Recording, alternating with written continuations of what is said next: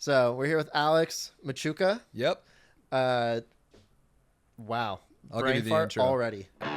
My name is Austen Tucker, and I'm on a mission to find the best come-up stories in the world. Everyone talks about success, but no one talks about the in-between. The mess, the risk, the doubt.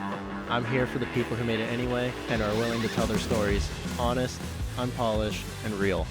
These are the Breakout Bunch. Alex Machuca, CEO of Lead Hackers. Yeah, I was like, for a second I was going lead point in my head. I was like, I need to not say that. That doesn't make any sense. All right, we're here with Alex Machuca, the CEO of Lead Hackers.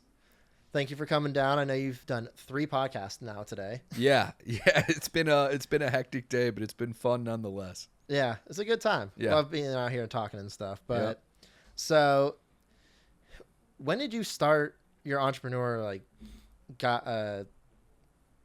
Wow, my brain is fried today. Your entrepreneur Journey. roadmap, Yeah. journey, whatever. Yeah. So, I think it started when my entrepreneur journey started when I was 28 years old. Okay. I'm 36. What were you doing before that? Before that, I was working, just normal jobs. I worked at GoDaddy for a little bit, and then I worked. You're slinging websites. Yeah, and then I worked as an IT recruiter, and I worked at this company called Top Line Strategies, and they kind of threw me into the fire. And after that, I was like, okay, I think I could pretty much get any job and figure it out on the way because this one's really hard. I went to go work for this guy named Richard Brock. He had the #1 performing stock in the country in like 1984. No way. And anyways, after I pretty much eliminated my job, and then I decided to start a recruiting company.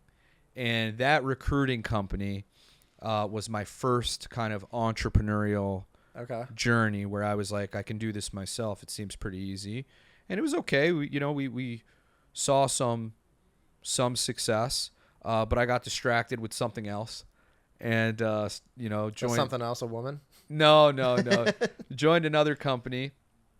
It was called West 54 Productions. We did this thing with called Tacotopia. You know, like the Art of Ice Cream or the Instagram pop-up exhibits. What's it called? Like where it's just all of these exhibits of like ice cream. Like there's like sprinkles and like banana splits. Museum of Ice Cream. That's what I it's can't called. say I've seen that. Yeah, so it's called the Museum of Ice Cream. We made our own version of that called Tacotopia. And so my friend was looking for an investor, and he's like, hey, if you find me an investor, I'll give you 10% of the company. I was like, sweet. Sold.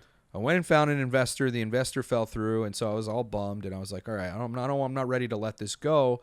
This is an exhibit. There's going to be people coming in there to take Instagram pictures. Perfect sponsorship opportunity. Yeah. And so I cold called Cholula.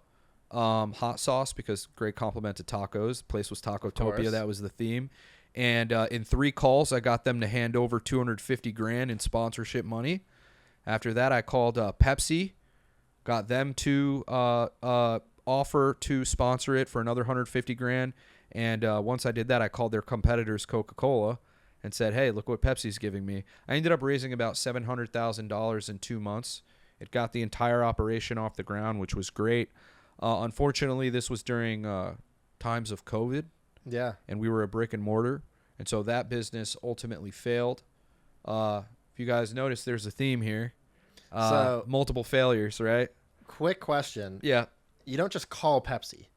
Like, really, you just call their main line and say, hey, I got an investment opportunity. Yeah, like, what's up? So I went on like Zoom Info, called everybody in their marketing department, and I would say, hey, at the time, I had this friend who was doing like PR, and so I got him to put an article about me on Google. And then I would just be like, hey, do me a favor, pull up Google. And they'd pull it up, and my name would be there in an article talking about me. And I'd be like, your head of marketing will be happy that you've put us in touch.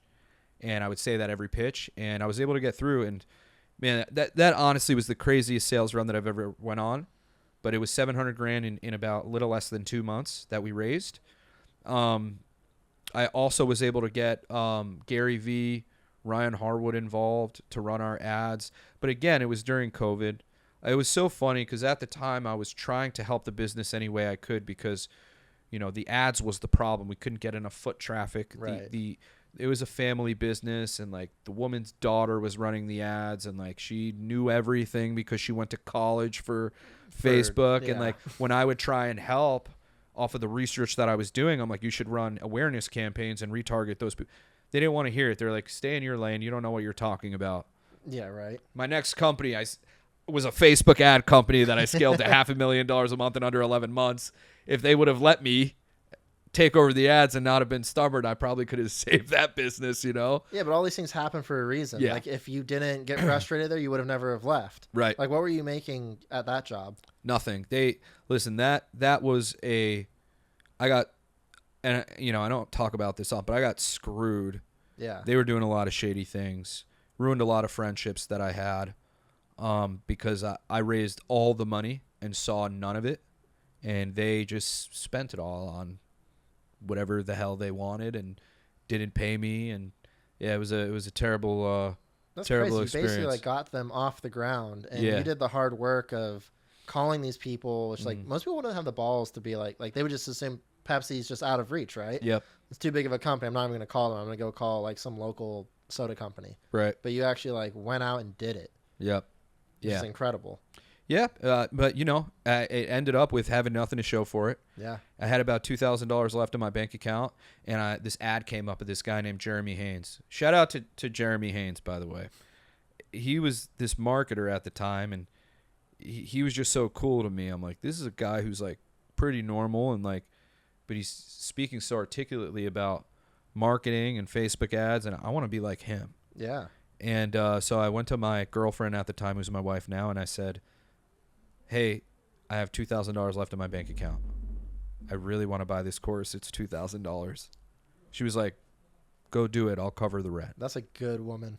Yeah. Well, I married her, so. Yeah. Props Yeah. to her. And so I took that $2,000. I bought that course. 90 days later, about a month later, I started an agency, marketing agency. 90 days later, we scaled to $50K a month in 90 days. Then we hit $100K a month in 8 months, and 11 months in, we were doing about $500,000 a month in revenue. And how old were you at this time? Oof. Great question. Well, if I'm 36 now, I don't know, 31, 32 maybe. Okay. I'm 36 now. Yeah, it's probably like 30. I'd say 30. Yeah, probably around 30 years old. And was that like your first look at like That was my money? That was my first of holy shit. Like we're making some real like cash here. Oh, dude, I had a suite at Sun Devil Stadium for ASU football. I mean, I bought my mom a car. You did all the things that someone who just ran into money for the first time did. yeah. Which is super common, but it's kind of cool getting that out of the way. Like, is even 31, like that's young. Even 36 is young. Yeah. But like I've learned those lessons, and I don't regret any of them. I don't regret any of it, but that company went out of business because when the housing market took a turn for the worse, loan officers abruptly stopped buying our services. Yeah. They couldn't afford it. We were a high-ticket service. And so when you have 40 employees and you have an office space at the Optimos in Scottsdale where with a basketball court, a gym, an Olympic-sized pool, I mean, the cost adds up. And so I actually ended up going bankrupt. And I went bankrupt, and then I started Lead Hackers, where it was a blessing in disguise because I was able to build it up the right way.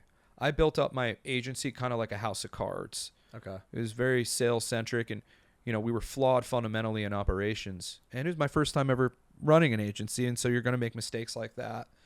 And, you know, it's so funny because when I look at social media and people online, it's like, for example, and I'm not political at all, but like you see people go, oh, Trump's a bad businessman because he went bankrupt.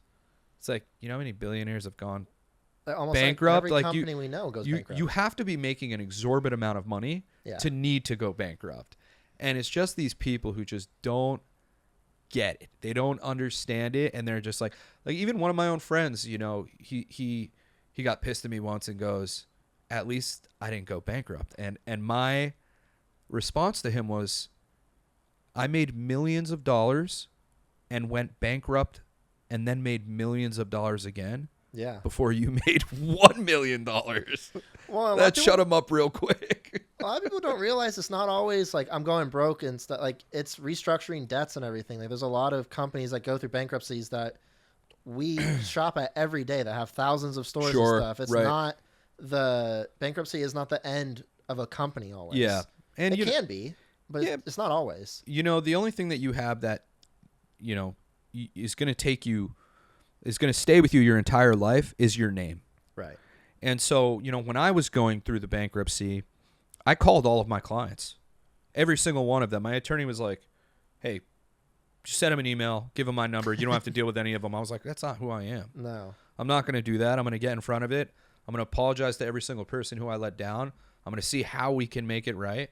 Hardest 2 months of my life, I said I'm going to make 10 calls a day. I had to call 135 clients. Only 2 of them told me to kill myself.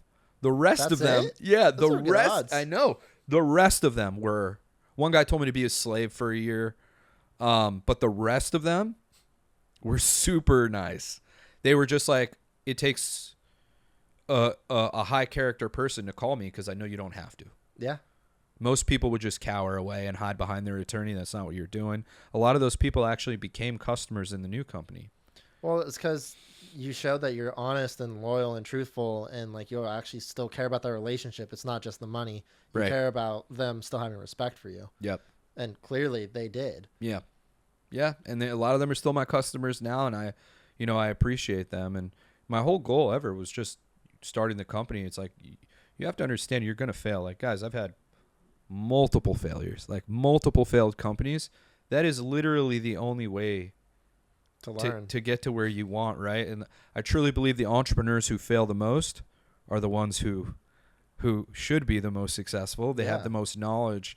I failed more times than you can count, but I think where I find solace is the fact that I just know that you can't lose the game if you don't stop playing the game.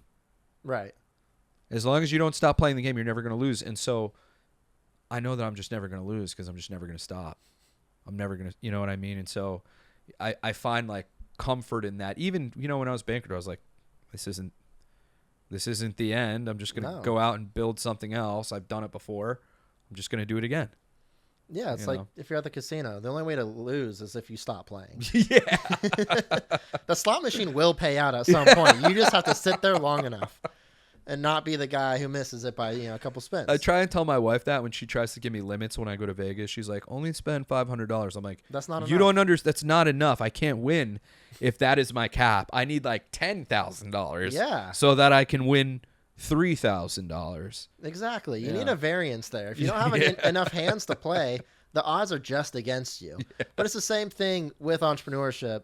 Like some people just hit it out the gate first time, but that's not common. You learn most of these lessons from falling flat on your face and getting up and getting stronger the next time and just keep on going. Yep. Absolutely. So like what keeps you going? It changes. Well, what keeps me going is I love working. Yeah. I'm a workaholic. I guess by, definition, like I work almost 16-hour days probably every day. I enjoy it. Like Joe before, he's like, what's your morning routine? I was like, my morning routine, I wake up, I brush my teeth, I go directly to the computer. I'm on the computer working within 5 minutes of being awake. And I do it till I fall asleep. I love working. Yeah. I think now I have a kid on the way due next week. So I think, I'll have a whole new perspective on life. And, most people are like, yeah, it made me work harder. I'm like, I don't know if I could possibly work harder. I'm hoping it kind of like has the opposite effect and like pulls the reins back on me a little bit. Yeah, where you can't work much harder than 16 hours. Yeah, it's like, well, work isn't that important because right now, I get FOMO. FOMO for I get FOMO when I'm not in my office. Like I'm just like for example, if I'm sitting on the couch and my wife wants to watch Real Housewives, I'm like, this isn't productive at all. Watching these. Like this is brain dead television that I have to watch. I'm just gonna go back in the office and make the most of this time, And so how do you plan? Like, because you sell leads to mortgage people, and hopefully we're going into another boom here. But you want to potentially have your kid dial you back a little bit. Like, what are you gonna do there? Because you're probably gonna be more busy and make more money than you ever have in the upcoming year or two. Yeah, I hope so. So the thing is, we're a low ticket product, and we don't necessarily sell leads. We sell software that generates leads so that mortgage brokers can buy their own leads. The way that, I would try and capitalize on that is I'd make a much higher ticket product. Yeah. Where loan officers can afford it, but it wouldn't be like services. It would be like a master class on, how to generate high intent, high quality leads. Stuff like that, because the market is what's going to dictate what you can charge. We went from charging $6,000 a month to charging $297 a month. That's the variance in the market when the market's doing well and the market isn't doing well. And the problem with the market doing well the last time it was doing well was everybody became an order taker because they were just doing refinances. And all you had to do is answer the phone. Yep. And you got a deal. Yep. Like a high ticket deal. Like you'd make like $5,000. People got spoiled. Of and course. They didn't want to go out and hunt for their own food anymore. Well, and we thought it was going to last forever, so we just spent all of our money. Yep. Which is the mortgage way. Let's just be honest. Every time the market's good, everyone's like, I'm buying a house, I'm buying a boat, I'm buying a fucking RV. We're going to vacation every week. Like, don't matter. Yep. But, that's like kind of how this whole thing goes. Yeah. And they have no problem spending $6,000 a month. No. Until they can't make $6,000 a month. Right. Right. And that sharp change is really what kind of just like was the turning point for my first lead gen company. Right. That was the big catalyst for it because, when you have a high ticket product and people can't afford to pay it, nobody's going to buy. We went from 50 deals a month to 0. Just like that. Overnight. And that was like 2022, right? Like when the market shifted. Mm-hmm. Yeah. So how'd you overcome that? We really didn't overcome it. Like that company failed. Yeah. And then we were able to start Lead Hackers. And, look, I've been in the mortgage industry 8 years. I didn't want to that's why I called all those people to preserve my reputation. Now, I could only dream of being in the position that I'm in now that I was. Like back then, I could only dream of being in the position I am now. Like I'm friends with the CEOs of the biggest brokerages in the country. I'm in one of my friends' offices right now, right? Mike Cordes, good friend of mine, like he owns the big, like they have 2,500 loan officers. Like I'm friends with all of the executives at Rocket. We're endorsed by NAM. We're endorsed by AIM. I mean, we have every endorsement possible. And we're really, really disrupting the industry because we're pioneering self-service lead generation and nobody else is doing that right now. And so from a credibility perspective, nobody has more credibility than us. Right. From an experience perspective, I've been doing this 8 years. Anybody who was doing this before me, they got out of the industry. So I don't know anybody who has been doing heads down mortgage lead generation for as long as I have, 6 days a week. Well, and not to mention like tech has changed so much that even if you were doing it for 50 years, you know just as much as someone who's been doing it for 8 because the strategies have just changed. Yeah, 100%. You're absolutely right about that. And then you have these different avenues. Is it Google? Is it TikTok? Is it Facebook? Right? And a lot of mortgage brokers go after kind of the next shiny object. Like they have shiny object syndrome. Like, oh, we need to do YouTube ads. It's like, or TikTok. It's like, all right, so when you're on YouTube and you're watching a video and you see an ad, what is the emotion that you feel? I get frustrated. Yeah, skip. Because you just interrupted my video that I want to watch. Yeah. So there's all of these factors that these people don't even take into consideration. It's funny you bring that up because I watch a ton of YouTube, and anytime an ad comes up, I'm just sitting there waiting. I'm not even listening. I'm just waiting for the button. I'm this close to buying premium, dude. Already did. You did? It's $11 a month. My friend gave me his login, so I use it, but it's not on all my devices. Oh. And so I feel it when I'm not like on my phone. I'm like, oh, this ad, it's annoying. And it's funny. Like I know so many people that actually they make good money and they won't pay for YouTube Premium. I'm like, dude, it's like $12-15 a month, whatever it is. Once you do it, it's hard to go back. I can never go back. If they could raise the price to $30 a month, I'd probably pay it. Yeah, but that's also, how I feel about ChatGPT. Yeah, I heard that they were going to charge $20,000 for like AI employees, and I was like, I would pay that. Worth it 100%, man. That thing is like, I'm blessed that like I have a kid due next week. Like, I have ChatGPT. I can only imagine how difficult it was for like our parents who didn't have anything. Like who just didn't have those answers right away. Yeah. At a moment's notice. But the way that I've used ChatGPT, like if you're a kid in college or in high school, you are just as capable as any CEO in the country because of ChatGPT. Absolutely. I have people still who don't use. They're like, I don't like. They use it to like figure out where they're gonna eat. Hey, that's useful information. Yeah, but dude, like, no, but it can do so much more. It can do so much more. And they're coming out with different AI. Like, so for example, you don't need to know coding to build a software. There's this thing called Lovable. Okay. It's essentially ChatGPT. So you build software or apps with language prompts. So you just say, hey, I need a software that does A, B, C, D, E, F, G. It will create that software for you fully functional I've in seen minutes. My friends do that, and like it'll write like 100,000 lines of code in like no time. Yeah, and the people who are not using ChatGPT, it's like, dude, imagine having the smartest person in the entire world next to you and not asking him any questions. That's what you're doing right now. Yeah, it saves so much. I have a friend who's still like, so me and our other friend will be like, we're just gonna ask chat real quick, and she'll be like, well, I'm just going to go on Google. I'm like, why? ChatGPT is sifting through everything that you're going to go spend all this time reading. Like, just get it in one place. Oh, they just don't get it. They don't get it. And it's she's only 28. That's wild. Yeah, like for me, like I use it for everything. Like even like responding to an email. Like I'll respond the way that I want to. I'll be like, listen, you idiot.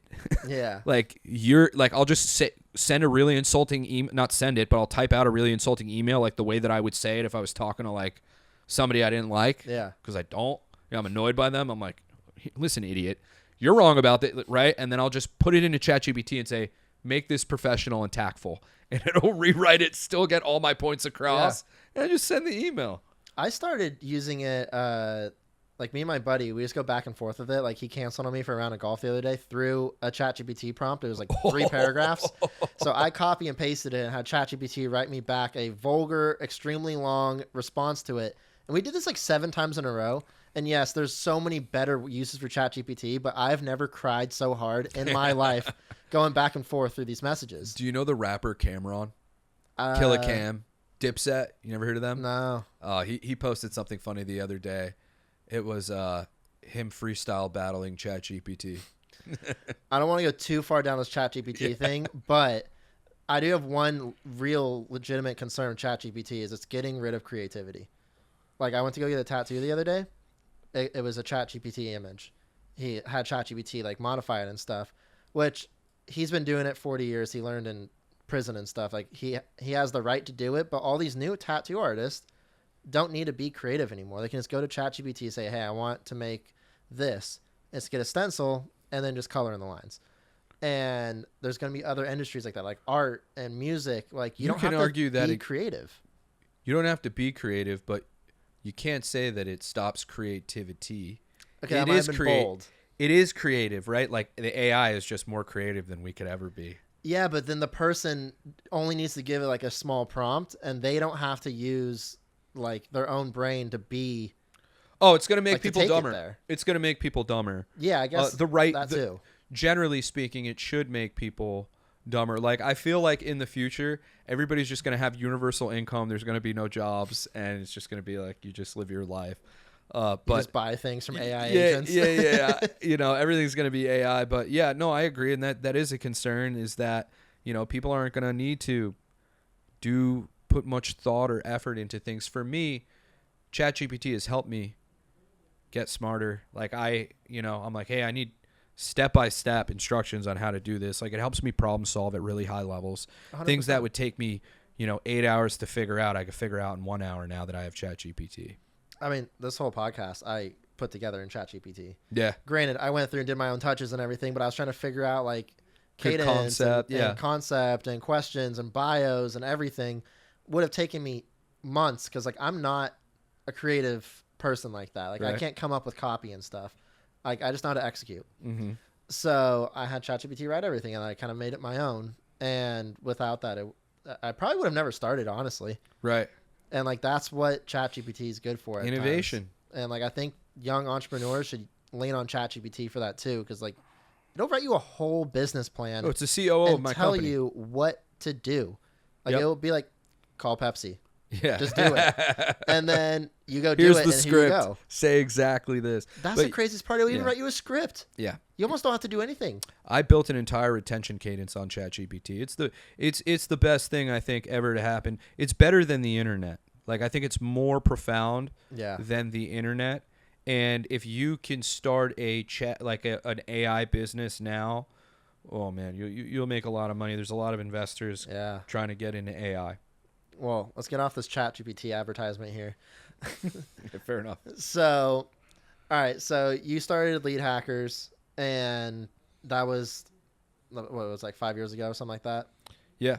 No, Lead Hackers is about 3 years. 3 years. Yeah. Okay. And I think we kind of missed this whole thing. Like, why did you want to be an entrepreneur? Like, most people think people are crazy for doing it. It's hard. I grew up my whole life watching my dad be a business owner. Okay. And, my parents always told me, hey, you can do whatever you want to do. I always figured that I was going to own my own business. Always. I did too. I didn't even go to college because I was like, Yeah. what's So the point? it was just, I watched my dad own his own business, and I was just like, I assumed that I was either going to, probably take over that business. Unfortunately, that business went out of business, but when it went out of business, it was like it put a chip on my shoulder. Yeah. Kind of like, I got to go get that back. You know what I mean? Did you feel like you had to? Yeah. Oh, yeah. Because that's how I felt too. My dad was like a serial entrepreneur, and I was like, well, I can't like let the reins just fall. Like, I got to be the next one. Yeah, definitely. I think when my dad lost his business, it was around when I was 16 years old, and we had to sell our house, and I ended up living in a family friend's basement for a year. And like, when you're 16, you're impressionable. You got a lot of hormones. Like, it's very emotional, like painfully emotional time in my life. It's crazy. I went through the same thing. Did you? 16 years old, dad he got sued and lost everything. We had to sell our businesses, our warehouses, our investment properties. My own personal car got taken because I couldn't have it in my name. Right. That's fucking So bullshit. but yeah, like that was a crazy time. Yeah, and it's the most painful time. I think you're the most impressionable. You're the most mad. Mm. You're the most angry at, like, you're a kid. You're a rebel, right? You're a teenager. And so that was a difficult time in my life, and I'm glad it happened, because that is really what drove me today. Like, to this day, I'm like, yeah, can't wait to sell my company, because as soon as I do, I'm going to go after the guys who screwed over my dad. Yeah. Probably not going to happen, but you know what I mean? Like, that's like my dream of, like, and that's been my dream as long as I can remember. And I know my brother's the same way. Like, we're all about how do we put the family in a position, where we're better off, right? And so, Right. like, it's we've already been able to retire my parents. My parents, they don't work. Good for We're you. in Ireland, they were just in Ireland on vacation visiting their grandkids, and we like it that way. And I'm blessed because I have a younger brother who follows my lead. I wanted to get into recruiting. He got into recruiting. I started my agency. He started his agency, but then he just became his own monster, and he does something completely different than what I do now. But he runs a business, and it's a very successful business. And he's stepped up in a huge way. I mean, he takes care of the family, right? He takes care of my parents, and I appreciate that. And I appreciate not having to do that alone. Like, I'm very lucky that I have him, and he's not a bum by any means. He's a really, really successful entrepreneur. I like to think that I played some inspiration in that. Yeah, totally. But I gotta give credit where credit's due, because he's doing great. And so, because we've been in that position, because we have that drive, we've been able to, essentially retire my parents. And, the dreams are, hey, family vacations in Europe or whatever it is. Like, we want to be able to fly the whole family out and That's start amazing. doing those things. Yeah. So, kind of on something you just said, what was like your support system like when you were making decisions or after your failures or whatever? I feel like it's hard for a lot of people, like their friends or family will be like, "You're crazy, just go get a stable job." You know, I'm lucky in the sense that, number one, parents always supported me, always believed in me, never. That's huge. Yeah, never doubted me. My wife never doubted me. You know, I have friends who their wives are like very like, no, you can't do that. Mm-hmm. Like, you don't want to risk doing that. That's gonna cost us money. Like, don't. She's like, my wife is like, go do it. Yeah. You know, she's never been like, she has never once given me like even an inkling or like a seed of like, don't do that. I don't think that's a good idea. You sure you want to do that? Mm-hmm. Never. That's It's amazing. no matter how crazy and I've come up with crazy ideas. She's never been like, nah, don't do that. What's like your craziest idea? Craziest idea put it this way, not craziest idea of like a business idea, but like she didn't complain when I spent 25 grand on a suite for the season for Arizona State football. And she could have, you know, like I have friends whose wives complain when they spend $200. Yeah, go to dinner and she's spend too much. Yeah, and so she's never done that. And then, you know, I've been very lucky to where I have a brother who's interested in the same stuff that I'm interested in. He's just a little bit more, and by a little bit I mean a lot more, tech savvy than I am. And so when I have complex problems, I can call Zach, but I also call him when like my mic's not working. You know, so he's been a really, really big help for me. Yeah. Because he's always had my back. He's always been there for me to support me, and you know, being able to bounce things off him is nice to have. Not everybody has somebody a brother that they can do that with. You know, he's my brother. I can trust him with whatever it is and know that he's going to have my best interest at heart. And so he's been, you know, just having him and knowing that I can call him and get help on any of the technical stuff that I need to is nice. You know, it's a nice benefit of being his brother. Well, and like your support system will dictate where you're going to go. If you got a bunch of people feeding negativity into you, you almost just need to get rid of them because it's not going to help your mindset. And you're like, if enough people are telling you something, you're going to believe it as true.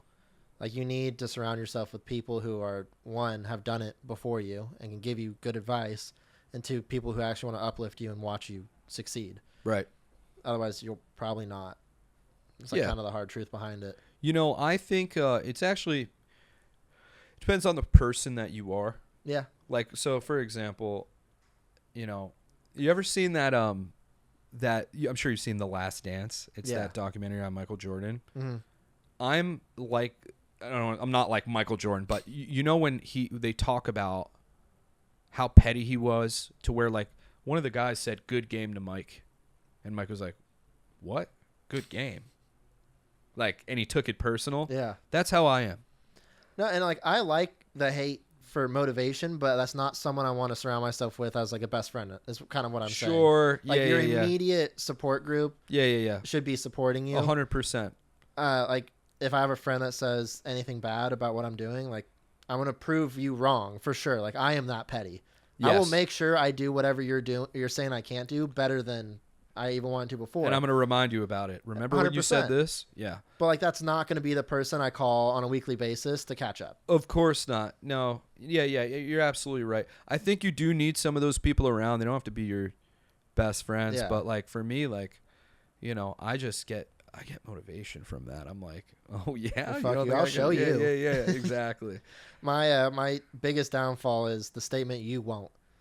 Yeah. If anybody challenges me to anything and then just says you won't after the challenge, like I did not want to do it before, but now you said you won't, I have to. It's like a requirement. And it's gotten me into some trouble or some pain or, you know. Yeah, I bet. But I will. I'm going to do it. Right.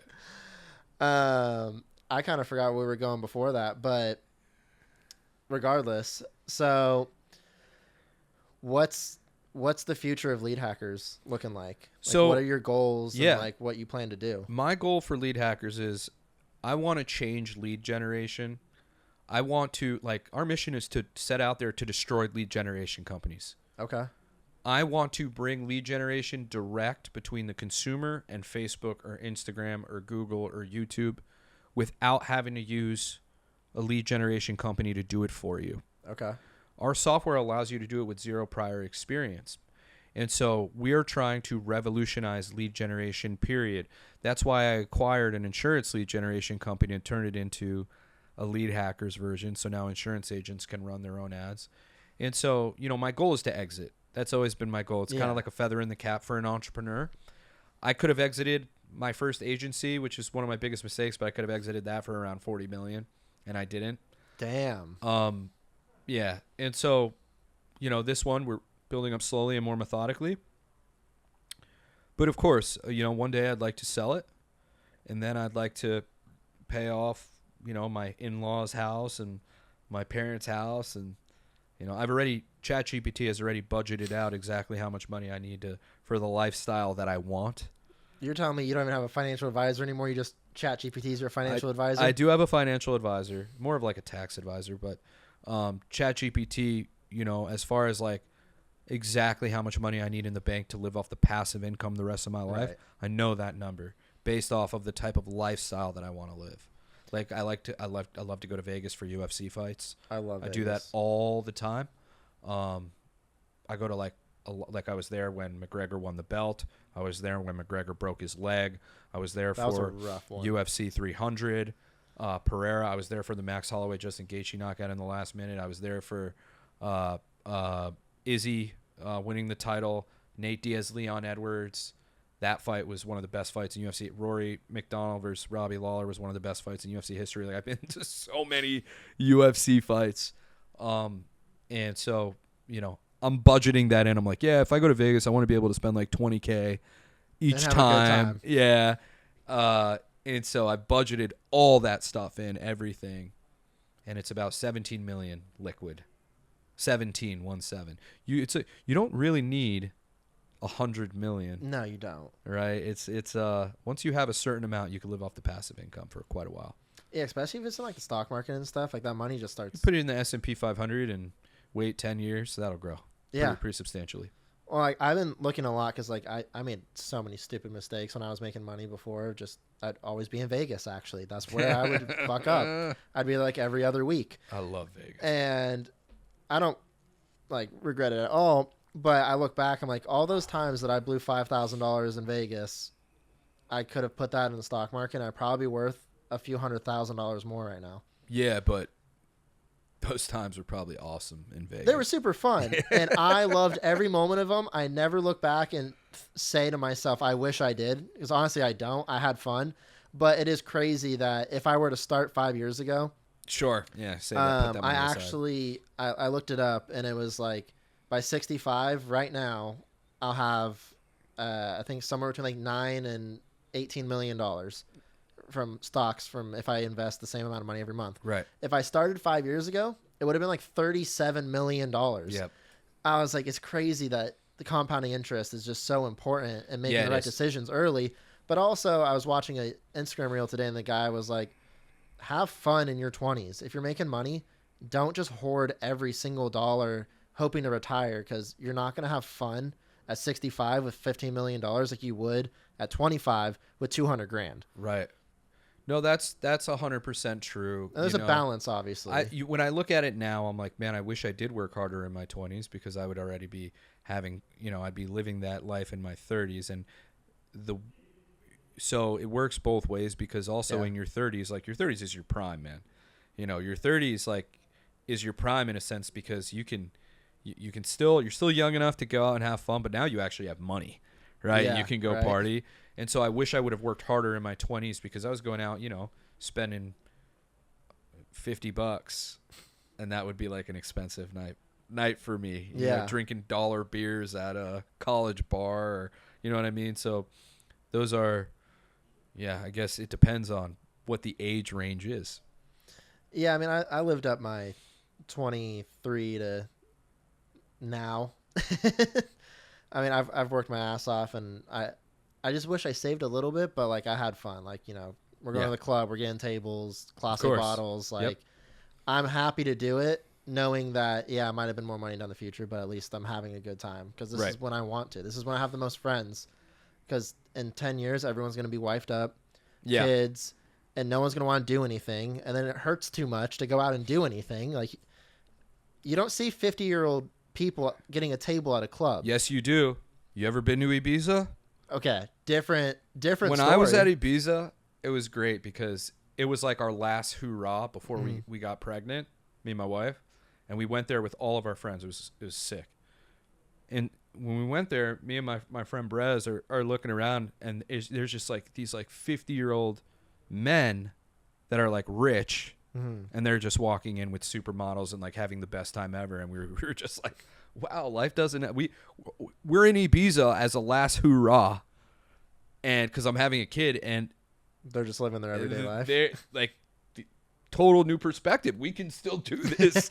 I didn't know that we could still do this, and so we were just like, holy shit, that is awesome. Well, that's good to know. Yeah, you got to go there. I've always been like, so when does the party stop? And the more I grow up, everyone's like, it doesn't. You just stop talking about it. You stop posting on Instagram. You just have fun. Yeah, totally. And the reason you stop posting on Instagram because it's embarrassing. Yeah, right. You stop posting on Instagram and be like, what the heck is this guy doing? Go start a family. But I think in Europe it's a little bit different. I couldn't believe it. I mean, there was these. You go to like Saint-Tropez or like Monaco, or it's like that's where you could find the older people, and they reign supreme. It's hilarious. Really? But yeah, you if you haven't been to Ibiza, highly suggest you go. It's amazing. It was on my list. That was a bucket list thing for me too. I was like, if we're gonna have a kid, we have to go to Ibiza first. No, I was gonna go a year ago. Uh-huh. So I lived in Boston for 2 years. Okay. And I grew up here. I moved to Boston, realized the fucking weather sucks. I'm not an East Coast guy. It was really fun at first, but then like the second winter came and I was like, this sucks. Yeah. So while I was out there, I planned for around this time of year to go do a 30-day trip through Europe, starting in London, go all the way down to Croatia, go into Ibiza, back up and into Paris. And I was actually going to end up at the Paris Olympics. That was going to be the last leg of my trip. But it came down to go do this trip or move back to California. And I was so sick and tired of being in Boston that I was like, that it's not too late. You got plenty of Ibiza time. will be there forever. Yeah. I can't do another winter in Boston. And I had to sign a lease at that time. So it's like, I'm either committing to another year or I'm out because I'm not going to spend $20,000 to break my lease. Right. So here we are. We're going to go back. We plan to. I want to go to Croatia so bad. Highly recommend. You got to go to Croatia during Yacht Week. I want to go for that, or I'm a big drum and bass guy. And there's a 7-day drum and bass festival. It's actually, I think it either just happened or it's next week. Did you see what happened in Tomorrowland? How it like burned down? Yeah. Crazy. And they rebuilt and the show went on. Like 3 days later. Tomorrowland. Holy shit. I think just ended. Or wow, they still were able to do it. Yeah, they didn't rebuild it to that. Yeah. But like main stage happened. And they actually got a bunch of like promotion because they're like, no one can rebuild in 3 days, and somehow the biggest festival in the world. That's crazy. Did it? That's a bucket list thing for me too. I have a buddy who has one of the best suites there. It's $1 million, and they spend like $300,000 a day on bottle service. There's like 25 of them. They all make millions of dollars a month. Sorry, not a month. Right. Millions of dollars a year. So like it's nothing, but that's like their splurge. Yeah. It's like I think it's like elevated, and you can see everything from it. Yeah, that's amazing, dude. And they've had offers for like $10 million to buy the allocation for it, and they're just like, no, fuck off. This is like my shit. Yeah, that's amazing. But all right, we can keep going for hours, so we need to start getting to an end here. What's something that you would like if someone wanted to follow in your footsteps? What's your piece of advice? Don't be afraid to fail. If you want to follow in my footsteps, you're going to fail a lot. Don't be afraid to fail. Okay. I mean, you were like the perfect candidate. You were calling Pepsi and Coke with no fear. No fear at all. 24. And by the way, when I called Cholula, I beat out Gary V for their marketing budget, and I was a no name, and he was Gary V. Yeah, Gary V's a big deal. Yeah, big deal. Well, and so you love fail that. a lot. That's the key. The more you fail, the more you learn. Fail fast. I absolutely agree with that. Fail fast, fall hard, get back up, keep moving. Yep. Well, so how can anyone watching support you? Support me. I guess you can give me a follow if you'd like. It's Alex Machuca HQ. That's M as in Mary, ACHUCA. But if you really want to support me, there's this charity that I love called Bunny's Buddies. Okay. What they do is they rescue dogs off meat trucks in China and bring them to LA and give them homes. So if you want to support me, Bunny's Buddies on Venmo, follow them on Instagram. You're telling me that's a real thing? It's a real thing, yeah. That they actually eat dogs in China? Yeah. I thought that was like a total... No, dude, it's terrible. They cage them horrible. up. They tie their paws behind their back and stuff. It's if I could go there with mercenaries and just take some of those guys out, I would. But yeah, it's a great charity, and so I love it. yeah. All right. And then Lead Hackers, do you have an Instagram? Mortgage Lead Hackers is the Instagram. Okay. All right. Well, everyone, go follow everything Alex does. I'm sure we'll do like a follow-up in a couple of years and see where you're at that Yeah, point. I See might if be you got back your here $17 million. later this year. We'll see. All right. Sounds good. Well, I appreciate you being on the pod. Appreciate you having me, man. And yeah, Thank you. let's go have fun. Yeah. To everyone who made it to the end, I appreciate you and all the support you've given so far. Stay tuned for weekly episodes. And if you know anyone who might be a good candidate for the show, please drop it in the comments below or shoot me a DM.